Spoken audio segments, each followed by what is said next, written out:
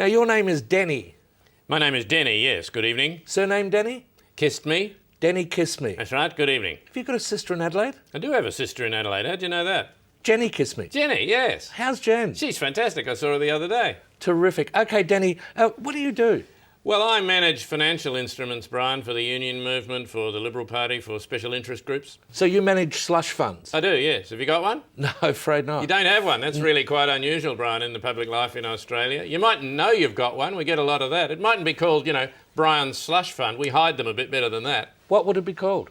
Oh, the 6 times table or Harry's Slush Fund or something clever. So who do you work for, Denny? I'd be working for you, Brian, and I'd be working very, very hard indeed. OK, Denny, your special subject tonight is George Brandis. Your question starts now. Brian, sorry to do this. Can I just stop you there? That's not correct. Well, it says here your special subject is George Brandis. Yeah, Brian, that is not a term we use any longer in Australia. We don't use the term George Brandis anymore? No, that's right, Brian. Well, we used to. You'd hear it all the time. That's right, Brian, but it's been decided that that is a freighted term and we don't use it anymore at all. We don't use freighted terms. We do, Brian. We speak of little else, toxic taxes and so on. We just don't use freighted terms to describe the artist formerly known as George Brandis. Who decided that? He did. What, the artist formerly known as George Brandis? That's right.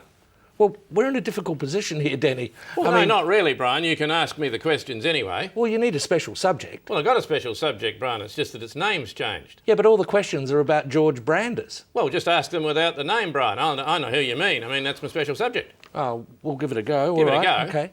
If you go to see a certain person Yes. and he's busy, what does it say on the door? Occupied. No, that's not a term we use anymore, occupied. Oh, sorry. Well, it would say his name on the door. Yes, what is his name? Well, that's not a term that we use anymore either, Brian. Well, that's not what it says here. Bloody hopeless. Correct. Oh, good. A certain person said it was OK to be bigoted, although there are some exceptions. Name one. Occupied. I can't accept that. That is not a term we use anymore. Well, who decided that? That's also not a term we use anymore. God, we're not going terribly well here, are we, Brian? Did you vote in the last election? No, I'm afraid I didn't, Brian. I wasn't here. Well, you might be in the clear.